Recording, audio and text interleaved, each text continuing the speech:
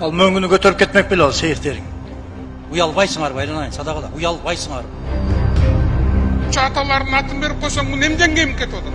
Японияга бир эле областты бербейт. Ал бул улуттун маселеси.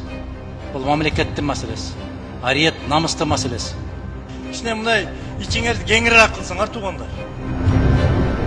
Кыргызстанда Путиндин ысымы ыйгарылган чоку бар экенин айрымдар билчү эмес. Ал чокуга өткөн жылы Украинаны туусу сайылганда чуу көтөрүлүп ушундай аталыштагы чоку барбы деп таң калгандар болгон. Себеп дегенде 2010 жылы Москва районунун депутаттары демилгелеп, аны өкмөт колдоп парламент бекитип, 2011 жылы чоң ызы чуусуз эле аты жок чокуга Россия президентинин ысымы ыйгарылып калган. Бирок анда деле буга каршы болгондор, жактагандар да болгон. Каршы чыккандарды сап башында ошол кездеги парламенттеги Ата журт фракциясынын лидери, азыркы УКМК төрагасы Камчыбек Ташиев болгон. Ал мындай деген: Кыргызстанга кошкон салымы үчүн Путинге мамлекеттик сыйлык берсек жарашат, бирок жердин атын эмес. Эми болсо мөңгүлөргө араб шейхтеринин атын берүүгө каршылык жок. Кече парламент Ысык көл облусундагы тоо кыркаларындагы 2 мөңгүгө араб шейхтердин ысымын ыйгаруу жөнүндө мыйзамды жактырышты. Кыргыздын баатырларынын ысымы коюлбай, жет атабыз тааныбаган арабтардын аты ыйгарылып жатканын Адахан Мадумаров сынга алган. Жасакерленгендин дагы чеги болушу керек. Бул мамлекеттин намыстын маселеси болуп жатат деп. Уялбайсыңар байланайын, садағала, уялбайсыңар. Ушундай нерсени көтөрүп келбей эле койбойсуңарбы жогорку кеңешке? Кайсы өлкөлөрдө бар ушундай көрүнүштөр? Кошно өлкөлөрдө бар ушундай көрүнүш? Жок. Алар акыл менен иштейт. Силер себет көтөрүп барып иштейсиңер. Кожайын, сиздин атыңызды бул чокуга берип койдук. Бул мөңгүбүзгө берип койдук. Бул тообузга берип койдук. Урматтуу кесиптештер, бул улуттун маселеси. Бул мамлекеттин маселеси. Ариет, намыстын маселеси. Эмне үчүн Калыгул чокусу деп койсок жарашпайт? Эмне үчүн Чолпонбай Төлөбердиев деп? Эмне үчүн жарашпайт? Эмне үчүн Осмон Жакыпов, Мамасал Тешебаев, Самат чокусу деп койсок эмнеге жарашпайт?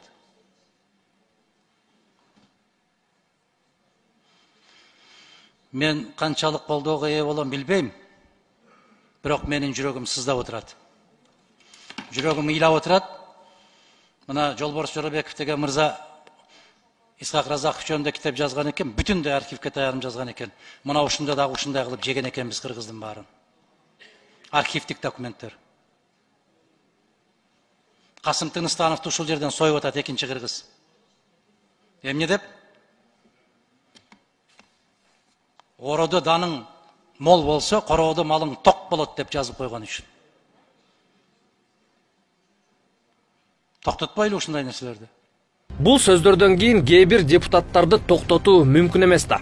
Ичи тарлык кылбай эле берели. Эмне мөңгүлөрдү көтөрүп кетмек беле деп чыгышты. Ананда жөн кишинин атын ыйгарып жаткан жокпуз да дешип. Король Абдулазиз мусулман ыйыктыктарын Мекке менен Мединанын ээси. Эмне деген өлкөнү дүйнөнүн азыр канчанчы өлкөсүндө чыгарган кишилер булар. Бир гана жаман жери король Абдулазиз эмес, падыша Абдулазиз деп жазыш керек тияка. 8000 оруста аты коюлган, өзүң тааныбаган 2 чокуга 2 дос өлкөнүн падышасын куруучу үйлөр, куруучу аталардын атын берип койсоң, бул эмден кем кетип атат? Сөздөп эле сүйлөй бербеш керек да. Ушуга чейин силерди ким койду деди кыргыздын аттарын бергенге? Бириккен Араб Эмиратынын түзүүчүлөрүнүн бири бул Шейх Нахая. Эми ошол азыр айтып кеткендей 8000 мөңгүнүн бирөөсүн берип койсоң эч нерсе болбойсуң. Ал мөңгүнү көтөрүп кетмек беле ал шейхтериң. Ачыгын айткандачы. Күндө ысып атат, эрип кеткен болсо жок болот ал мөңгү. Кичине мындай ичиңерди кеңирээк кылсаңар туугандар. Сөздүн ачыгы. Мөңгүдөн эмнен кем кетет? Же ушу мөңгүгө мындай ачыгын айтканда ким барат? Анча-мынча алпинист барат. О, Шейх Нахаянын мөңгүсү, Ленинин мөңгүсү, ким билет аны, туугандар. Кичине ичиңерди кеңирээк кылсаңар. Ушундай эле логика менен анда талкаланган канча жолдорубуз бар. Ким жасап берем десе ысымдарын ыйгара берели. Шаар конуштарыбызды жакшыртып беребиз деп Кытайлар келсе деле, Мао Цзэдундун же Си Цзиньпиндин аттарын берип коелуп. эмне кылып беребиз десе аттарын ыйгара берели. Көтөрүп кетишмек беле, ичибизди таарытпайлы деп 3 жыл мурун эле Акылбек Жапаров 7 облусту 7 өлкөгө берели, желектерин илип алышсын деп чыккан эле. Мен айтып атам, Японияга бир эле областты бербейли.